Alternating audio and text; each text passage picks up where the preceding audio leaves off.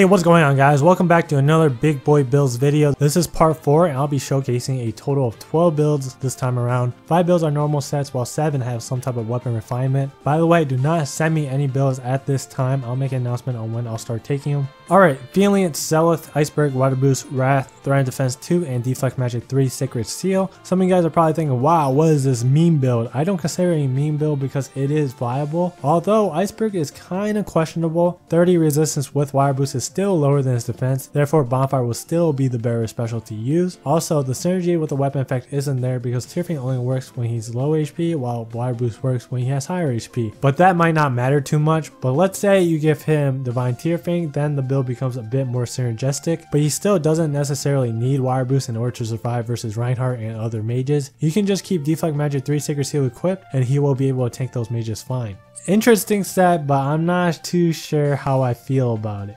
Anyways, next one is G Baby's Mei. I believe she is plus attack and minus resistance. So first off, the heroes that run Blade Tome the best are the ones with a ton of speed. The attack stat really doesn't matter too much, it just has to be decent because most of their damage comes from its stat buffs. Mei is a relatively slow or middling speed hero to begin with. What Mei does have is very high attack, so she'll still be able to one-shot most reds. It'll be harder versus blues, but that's what Lancebreaker's for. Savage Blow is an interesting choice because since this build is going more of a one-shot or one-hit KO approach, Savage Blow can chip surrounding enemies so Mei can have an easier time to one-shot them in the future turns. I'm pretty sure Aether is there mainly for arena points. Its cooldown is increased to 6, but she does have Heavy Blade to grant her faster special charges.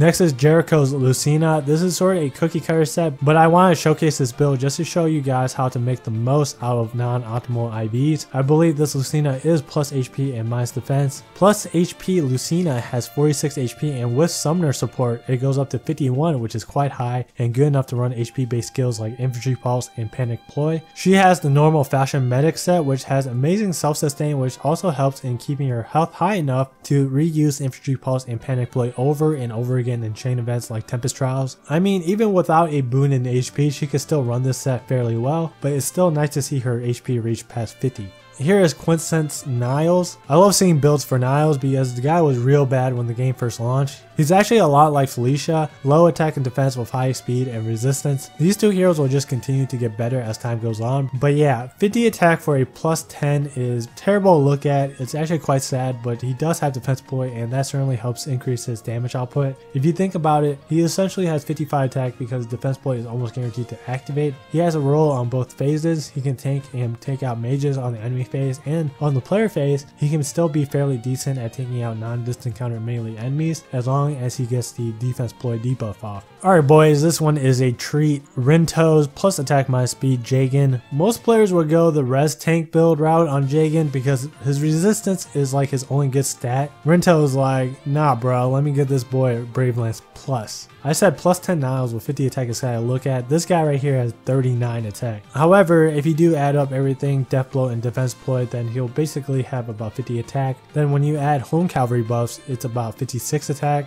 It's not too shabby. He's even got Lancebreaker so he can quad Lance heroes. Oh, and I didn't even mention his speed. 16 is god awful. That's low enough to get quadded by a minus speed Reinhardt with Home Cavalry buffs. Something to note is that Reinhardt with Home Cavalry buffs can still shred this guy to pieces even with Deflect Magic 3 Sacred Seal equipped. The only way he can survive is if Jagen receives fortified cavalry buffs. Now we're onto the weapon refinery builds. Here's Brennan's Lute, plus HP minus defense. He got rid of her amazing tome and replaced it with Keen Blarwolf, an anti-cavalry set I guess. This set is actually good enough to bait and take out the strongest version of Reinhardt, but even with Boatbreaker equipped, she's still not able to survive both versions of Brave Lens. That's including the minus 5 debuff from Attack Ploy 3 by the way. On the player phase, Lute can one-shot both Reinhardt and Brave Lens, so Boatbreaker isn't that useful in that regard. If we're talking about low-level merged Lens, then she barely survives the Moligear version and still dies to the Brave Bow one. I would probably consider using Fury Vantage instead for this type of set. Fury helps her on both phases and meshes really well with her ploy abilities. It also helps reduce her HP naturally so she can drop down to Vantage range. If she's able to get into Vantage range and baits Lyn, Lute can actually one-shot her with the Vantage proc. Getting her down down into vantage range before Lynn strike is the main problem, but for those matchups against both Reinhardt and Brave Lynn, you can use Lute to bait Reinhardt first and then Lynn second.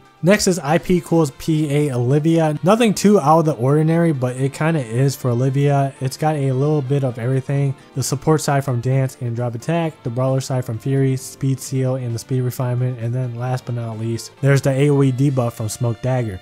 I feel like at this point you may as well take off Dance and just include another dancer on your team, but I don't know, man. I guess with this set, she's a bit more than just a quote unquote a dancer. She can become an actual threat on the team while retaining the utility and support side of her. Okay, Planetarial's Berkut, Rider's Bane's Plus with the effect Refinement, Distant Counter, and Vantage. It's sort of similar to the Lute Fury Vantage build I mentioned earlier, but in melee form. Although Berkut can't counterattack Brave Lynn because of Kiseki's Blessing, he does have better matchups versus Sword and Lance Cavaliers on both phases compared to the Lute one. Surviving versus Reinhardt depends on the merge level and IVs. The safest way Berkut can take out Reinhardt is if he can activate Vantage, then he can act first and one-shot Reinhardt. Otherwise he might be dead, but like I said, it depends on the opposing Reinhardt's merge level and IVs. I mean, this set doesn't have to primarily focus on taking out Cavaliers. Rider's Bane is just overall a really solid weapon with good might. He can simply just be used as a general range counter. Next is Pray For Me's Lucius. After the staff update, everybody is building Lucius. He's probably one of the better infantry staff heroes to build right now. He has good attack, speed, and great resistance. So here we have Pain with Dazzling Staff Refinement paired up with Wrathful Staff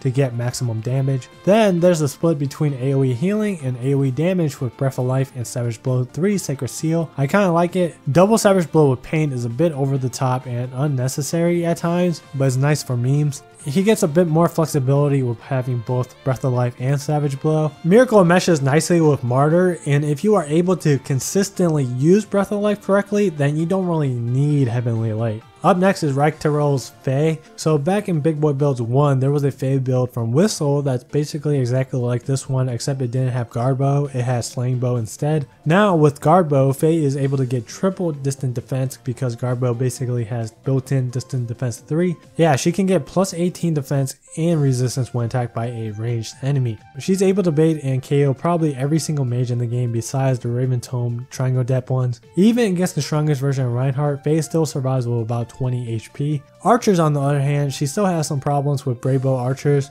Plus 10 merged Brave Bow Lance and Cordelius can still kill her, and she barely survives the Monogear one. If you have a Faye, I would suggest building it similar to this one because Faye has the perfect stats to run this kind of enemy phase set. Second last build is Soup's Azama, kind of similar to the Lucius one, but not really. Pain with double Savage Blow, 10 damage to target and AoE 24 damage to surrounding targets. Azama's attack sucks, so he doesn't need Wrathful Staff, nor does he really care about the attack decrease from Fortress Defense 3. He's just there to be a physical tank and chip enemies whenever he needs to. Overall, it's a solid set, but there's some things I would change. First is Renewal. Renewal is kind of counterintuitive with Martyr. Martyr plus heals more based on units missing HP plus 50% of the unit's attack. It also restores HP to the unit equal to half of his missing HP. So if Azama keeps restoring his health from Renewal, then you don't really get the full effect from Martyr. My recommendation would be to give Azama Guard 3 in the B slot. That way when he goes on his chipping spree or when he tanks enemies, he won't increase the enemy special charges. The main point of Guard 3 would be to give him a bit more survivability. It's kind of up to personal preference, but I would rather use Miracle. I just think Miracle works really well with Martyr, but that's just me. Last build of the day is my favorite Voting Gauntlet partner, Steve the Wizard's Female Robin, plus 5 merge, and I believe this is probably one of her best sets that you can build right now in correlation to the meta. Close counter may be questionable, but the thing is,